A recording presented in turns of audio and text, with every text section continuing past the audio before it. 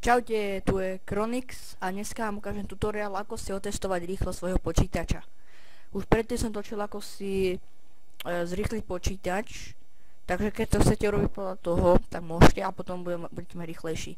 Takže ako prvé si zajdeme na túto stránku www.speedtest.net, to vám dám do popisku túto stránku. No a vy vlastne keď chcete zahájiť test, tu si vyberete kliknite na túto nejakú bielu bodku, čo tu máte zaznačenú, nejakú z týchto a vlastne si vyberete, kde bývate a potom dáte begin test, takže dám begin test. A teraz vám to vlastne ukáže, aký máte ping počítača, ako rýchlo uploadujete videa alebo niečo také a rýchlo sťahovania vám to ukáže. Tak, no. Neviem, či by si ste museli presne vybrať, kde bývate, ale ja myslím, že nie. Neviem, či je to vlastne jedno. No, neviem. No, dávaj. Nelaguj. Tak teraz mi to vlastne bude merať rýchlosť. Teraz mi to zmeria ping.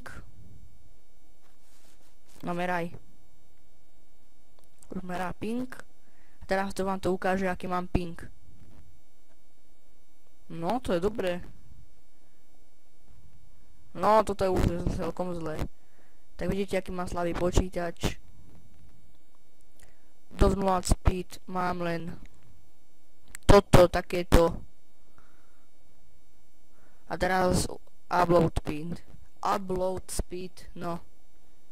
Teraz mi to odbie na upload speed. Ako rýchlo uploadujem videa na YouTube. Však sami to uvidíte. No dávaj. Takže toto je dosť málo. Ale sa tie videá tam uploadujú na YouTube celkom rýchlo. Takže ale keby som to mal na 100, keď ty brďo, tak to by bola teda bomba.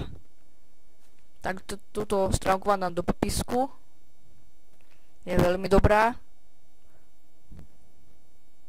A teraz keď ste si možno prvýkrát otestovali tento počítač, tak si zvýšte výkon počítača, tak ako som vám to ukazoval vo videu.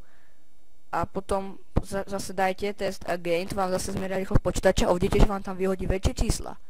Tieto si tu nechajte takto a potom to môžete robiť podľa mňa. Dobre, tak díky, že ste to pozreli. Ja vám za to ďakujem za to pozretie a uvidíme sa na budúce. Čaute.